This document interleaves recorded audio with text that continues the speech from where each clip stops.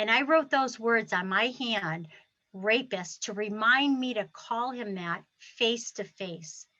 And that was huge. That did take the relief off of me that it wasn't my fault to call him a rapist. Hi, I'm Sylvia Beckerman, host of the podcast series Sylvia and Me, conversations with extraordinary, inspiring women. My name is Kathy Picard. I'm from Ludlow, Massachusetts. I've been a sexual abuse advocate, preventer for over 20 years, reaching out to everybody and anybody that I can to stop sexual abuse from happening to people like it happened to me.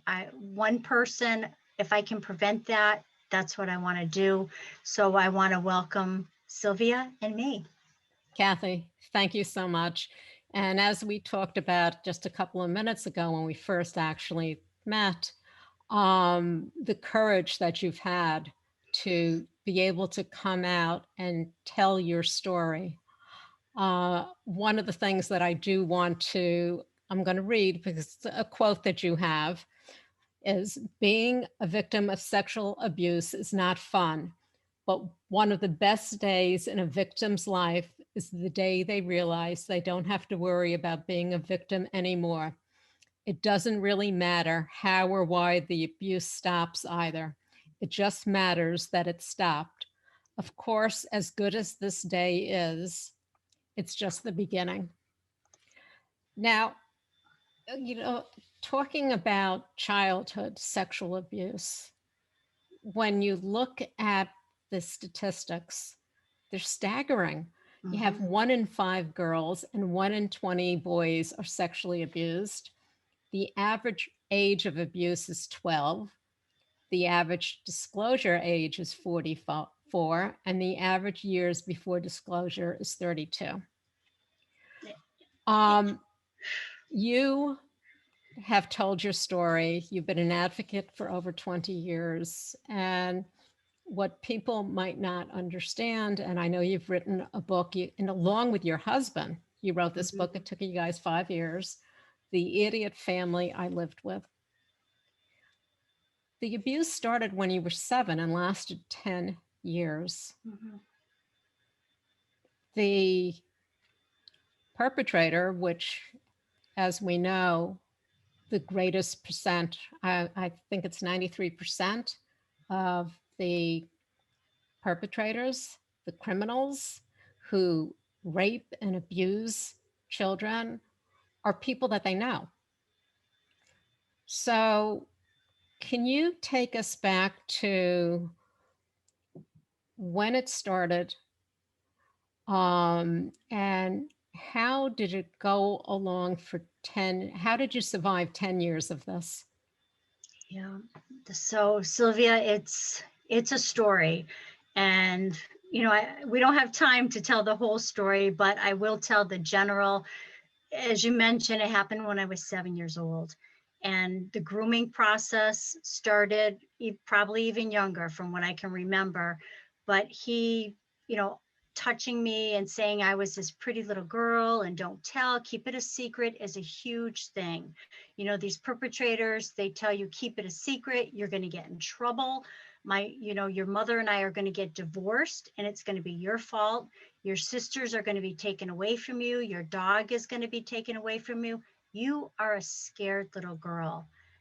My stepfather, who sexually abused me, was an auxiliary cop. So I was threatened with the gun in the home. I'm going to shoot you. So of course I'm not going to tell, and in the schools, they're not telling you to tell. So I just didn't tell. Finding out in my adult years, my mother knew what he was doing. And that was very angry, upsetting to me, that she would tell me to go places with him and she would know that this abuse was going to happen. Leaving the house and leaving me in an unsafe home with him, abusing me.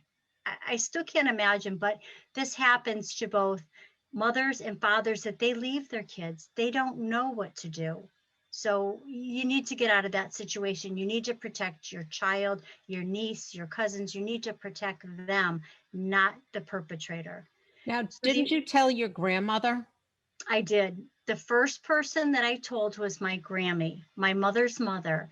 And I told her when we were sitting by the pool at the age of 9 years old. And I said, you know, he touches me in my private parts. And she had said, shh, Kathy, we don't talk about that. So she emphasized what he said by not talking about it. So I shut up. You know, I didn't tell. And I did not tell from the age of 9 all the way till I was 28 years old. I kept this secret. And I told my Aunt Judy. My Aunt Judy was like a mom to me that I wish I had instead of my mother. But I told my Aunt Judy, and she was petrified of him as well. So she said, Kathy, come and talk to me. Don't tell anybody else. So again, I was hushed to keep it a secret. Like you And had someone who believed you. yeah, I mean, Well, she that had did, to have been hard. yeah, she did believe me, but she didn't want me to talk about it. So I didn't. And I promised her that I wouldn't tell. But my Aunt Judy passed away at the young age of 54 years old. And after she passed, I told everybody.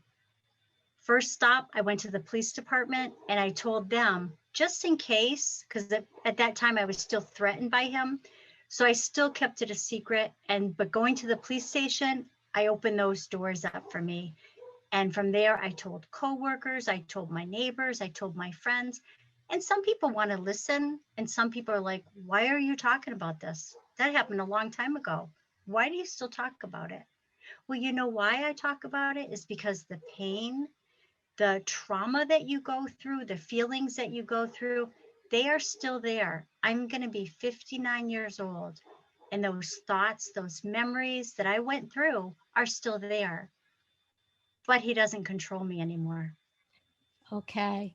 So you said the abuse went on for 10 years. So from the age of 7 to the age of 17, with some grooming having taken place prior to age of 7. How did it stop when you were 17? It finally stopped, Sylvia, at 17 years old. I had found out when I was 17 that this man who I grew up thinking he was my real father, I found out that he was my stepfather. And my mother, the way it was told to me was, I didn't have to have you if I didn't want to. And I said, what are you talking about? And she said, he's not your real father.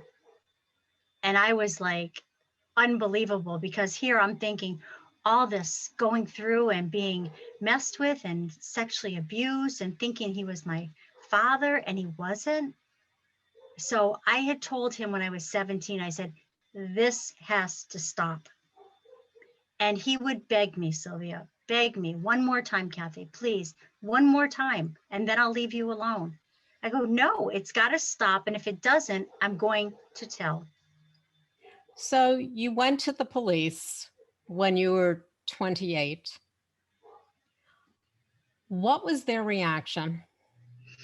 At that time, I didn't really tell my whole story. I filled out a report. So it wasn't really talking to them, but it was filling out a report. They really didn't want to talk because at that age, I was old enough and I wasn't really filing, but I was writing documentation in case for some reason that I got killed, something mysteriously happened to me. I wanted to have proof in writing that go and check him out, go and check out and see where he was on that day. Now, I know you started doing research. Mhm. One of the things that has come up in recent current events, as we used to call it when I went to school, are news articles of women coming forward about, and some men actually, about sexual abuse that happened years ago. Yeah. And people are like, well, why didn't you say anything? It's beyond the statute of limitations. Mhm.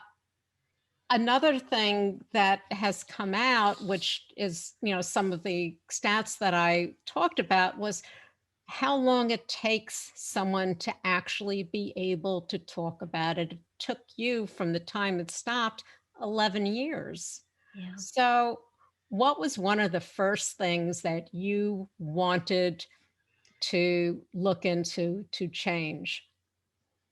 Well, I wanted to, it really came out when they started talking about priest abuse, and that was in 2002. I had read an article about priest abuse, and I said, it's not just priests that abuse, it's people like my stepfather. So that's when I went forward, and they had a number, 1-800 dial a lawyer. So I called the number and I told him my story. And I said, I want to do something about it. What he did to me is not right. And at that point, I was angry about it because he should not have touched an innocent girl by any means whatsoever. And then I had found out by calling this lawyer number that, Kathy, sorry, there's nothing you can do. The statute of limitations has run out. And at that point, I was not ready to walk away and say, I can't do anything. So I had checked in the statute of limitations and said, I want to do something about it. And I had found out that the statute of limitations for criminal and civil, they were way too young. I needed to change those. And there's over 6,000 bills at the Boston State House. So you have to be the squeaky wheel, hound them, call them, write to them. And that's exactly what I did. Email them. I had one aide tell me, Kathy, you're bothering me. And I'm like, too bad. You need to do your job. I'm a taxpayer. This particular bills need to be looked at. So I was on a mission, didn't have a computer, didn't have a cell phone, nothing. And, going to the library and doing my research and calling on these state reps and senators, and the bills just weren't enough for me. So the criminal statute of limitations was the first one that I worked on. And at that time, a person could only be up until the age of 31 years old to go forward with a criminal suit. Criminal meaning that the person would do jail time. They would have to register as a sex offender. Well, the criminal did get extended from 31 to 43 years old. And that was on September 21st, 2006. I could not follow suit on that particular criminal statute of limitations. So you move on to the next thing. What else can I do? I was on a mission. You were on a mission. So the next one was the civil. Civil is monetary. So I had found out that the civil, I only had until the age of 21 years old to go forward. That is not long enough. So on June 26, 2014 is when the civil was extended. And that was huge. That went from the age of 21 to the age of 53 years old. And I was 53. So don't ask me why there's even a time frame or whatever, but I was just very, very happy that I could do something about it. And wasn't that bill passed unanimously? It was all the reps and all the senators. There was nobody that said no, that this was not needed. So tell us, I know you're going to say something, but I want to put it in a different context. What did you do the minute that bill was passed? The minute the governor signed it, and I know he gave you the pen that he signed it with.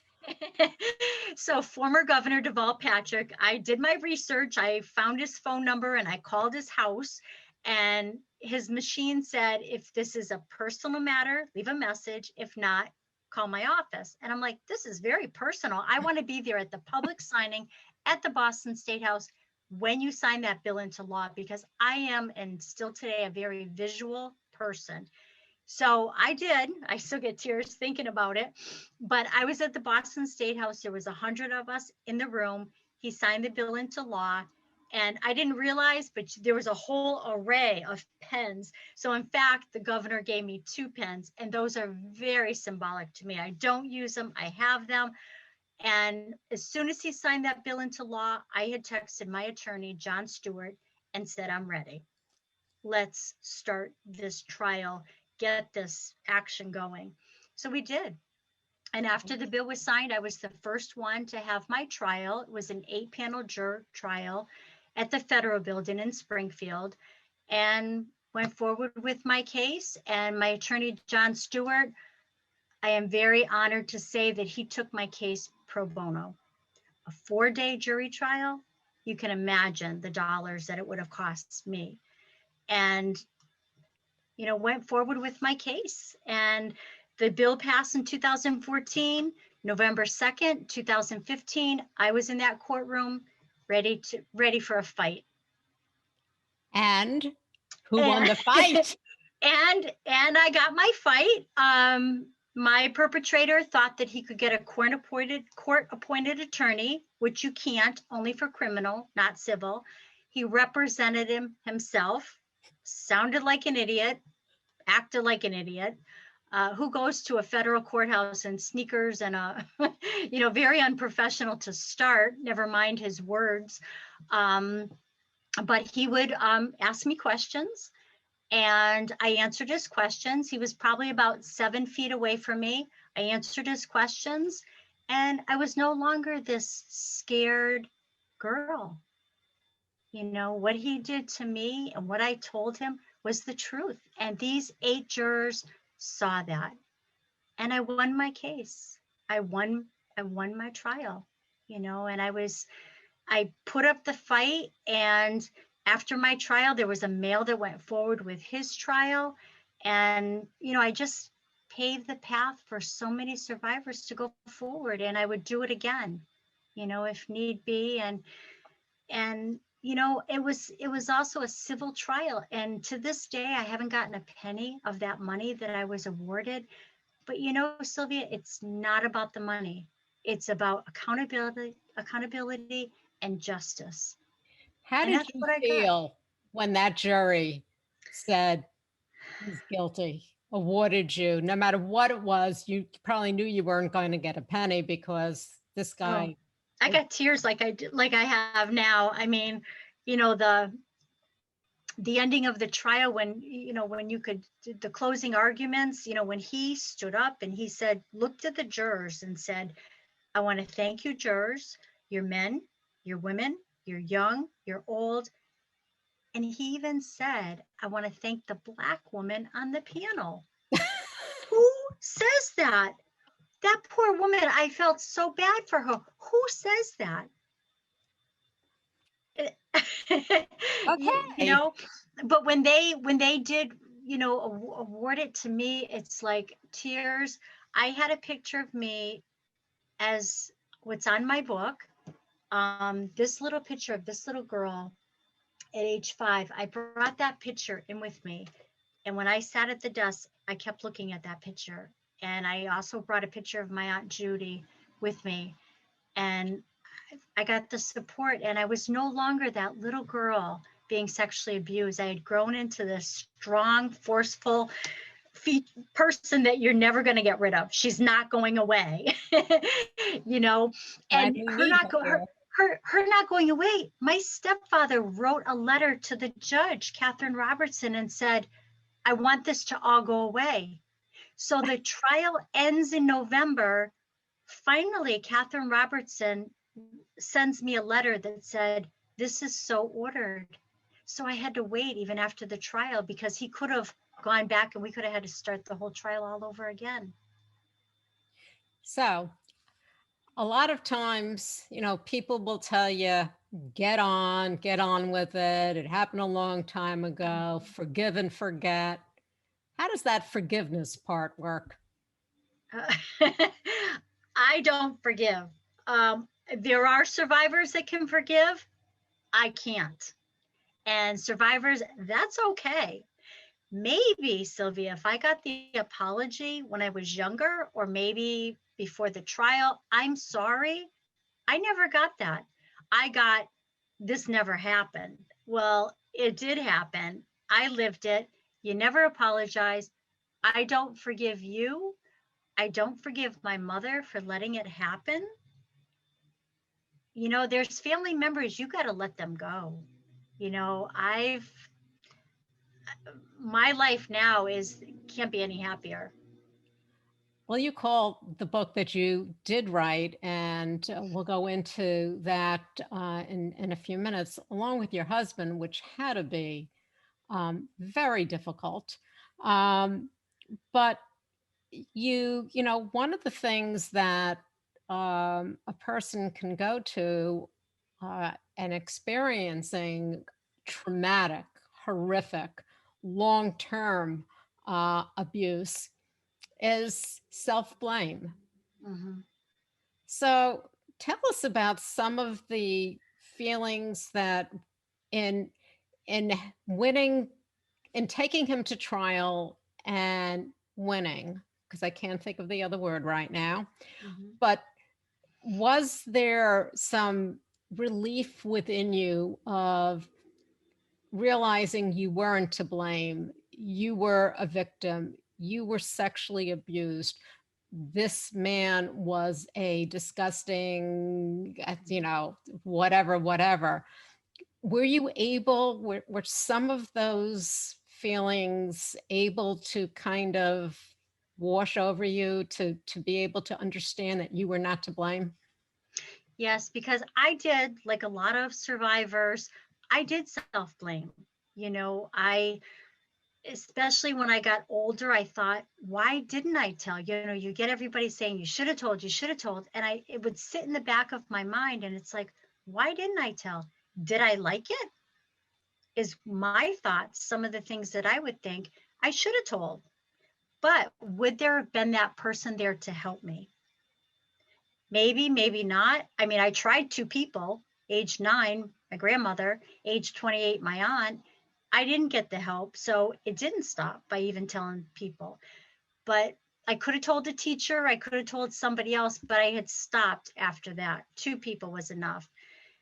But I think, Sylvia, going through the trial, I knew it wasn't my fault, just hearing his stupidity, him blaming me, saying that I was with so many men, that I was this promiscuous person, like putting the blame on me, that's what happened. But he still denied it. So he was doing like a twofold thing.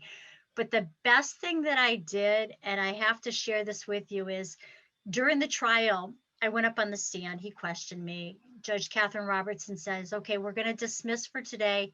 He said to her, I'm not done with her yet. She goes, well, she'll go back up on the stand the next day. So I thought one time was enough, right? So going back up on the stand the next day, my husband had told me that night, Kathy, if there's something you want to say, you need to say it. You need to remember and say it. And I said, there is something that I want to say.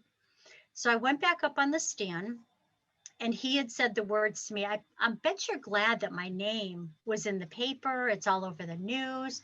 And I said, you know what? I am very happy that it's in the news, that it's on the paper, because you are a rapist.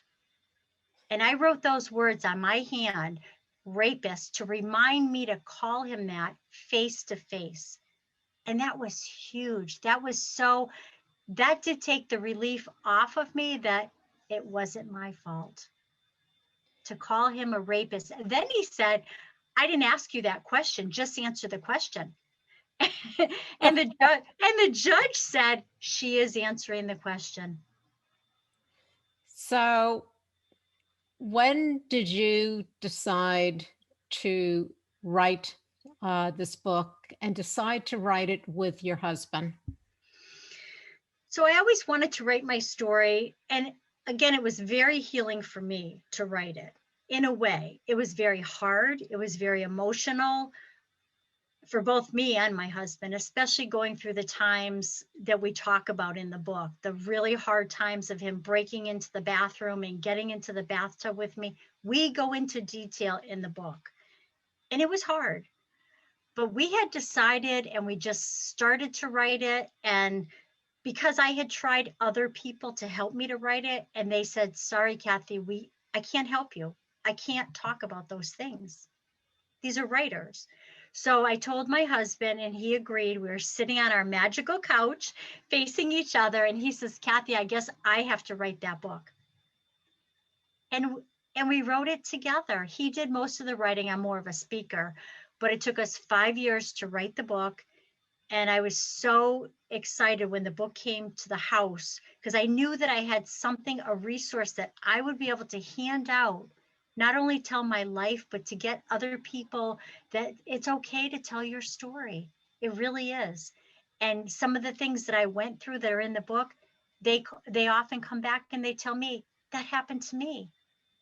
And of course, people are saying it's a page turner. I have people tell me, Kathy, you kept me up till 4 o'clock in the morning. I said, you could have put it down, but it's got a lot of stuff in it. And it's a hard read in the beginning, But the ending, as you know me now, the ending is really good.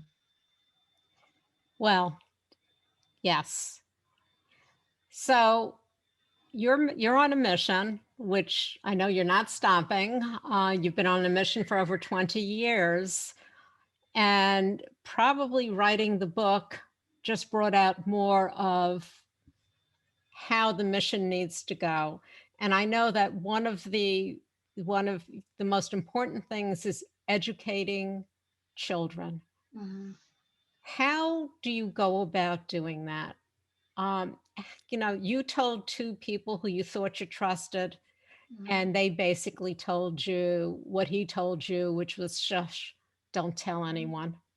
Yep. How does a child get the courage to tell someone? And if they tell someone and they go, shush, don't tell anyone, how do they continue to do that?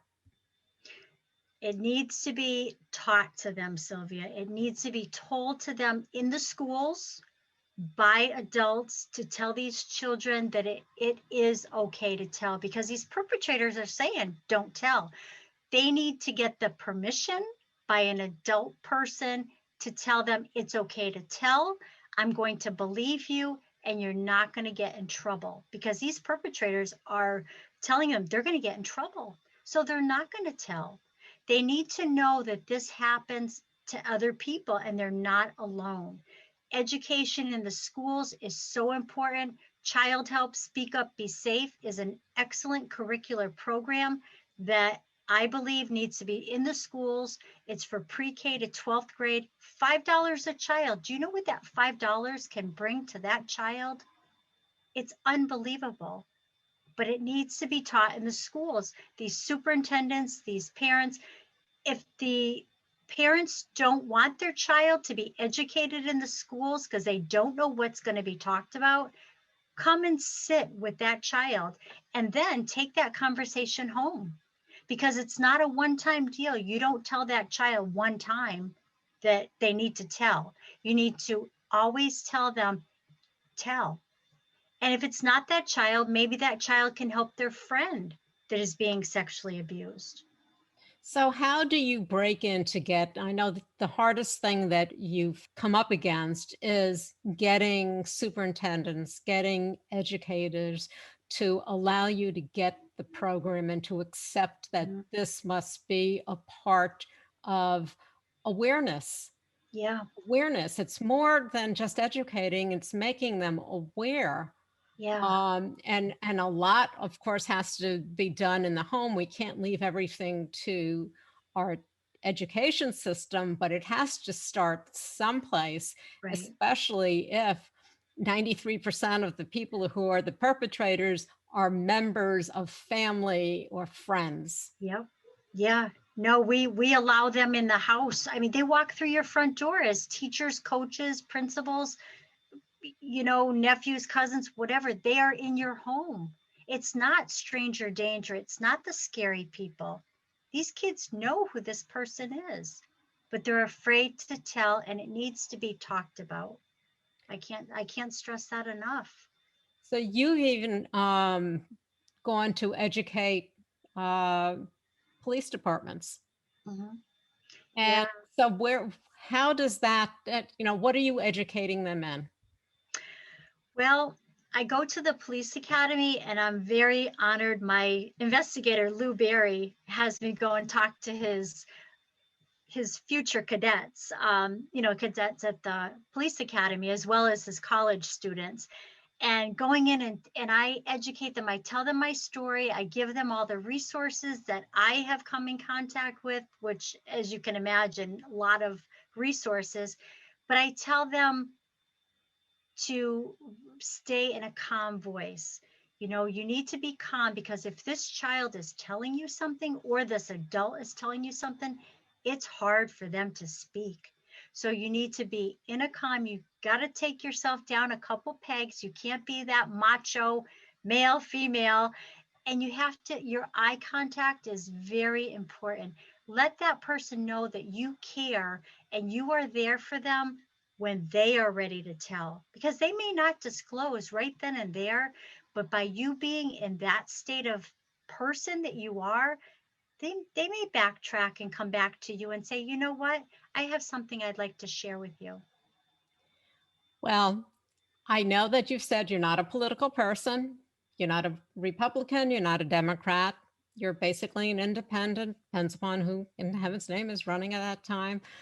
But you sent your book to I am independent, very strong independent, but I reached out to former Governor Deval Patrick. I reached out to our president, Joe Biden, and I got his address in Wilmington, and I sent a copy of my book, and I'm like, I'm never going to hear from him, but I needed to do that. You know, his wife is a school teacher, and who knows? So, but I was honored the day before he got signed in as president. I did receive a letter from him, which I have framed. And it's very meaningful. And he thanked me for sending my book. And he's got a speech problem, just as I did when I was younger. And he said the word your. I would like to extend my sincerest thank you for sending me your book. And it was just so meaningful. And for him, you know, I don't care, he's president, but he reached back out to me and he thanked me for doing that. That's a sign of someone that cares. Like we talked about the police officers, people that care, a survivor that is so touching. Take that time. You just you told me about an award or a certificate of you know, what you've done that you just received today. Can you tell our listeners what it is? So today, the Massachusetts Officer Victims Assistance, they call it MOVA, for my length of service recognition, celebrating 20 years, I got a certificate, and it's hot off the press. I just had printed it. So, you know, it's something that I've been doing, Sylvia, we mentioned 20 years, and I don't see me ever stopping. You know, there are so many irons in the fire that are out there now with, you know, the book, and you know, my children's book is just being finished up. I'm so honored. I have a great illustrator, Deb Nicholson, and, you know, it's going to be a kid's book.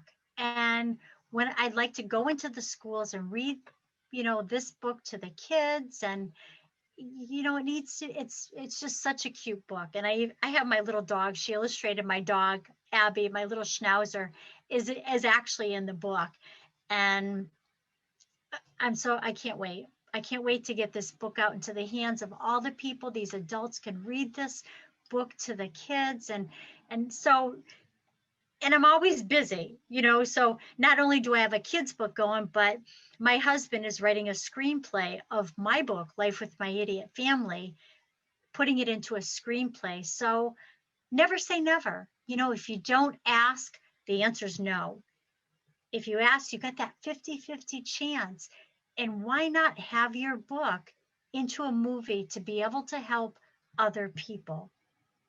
And that's my goal, is to get it out there. You know, people are disclosing. Sharon Stone is disclosing. Her and her sister were sexually abused, and she wrote a book. You know, I even reached out to her. Who knows? You don't know. Everybody puts their pants on the same way. You know, it's like, I'm not famous, but other people are, but they can help you. You have to ask, though, just like that child.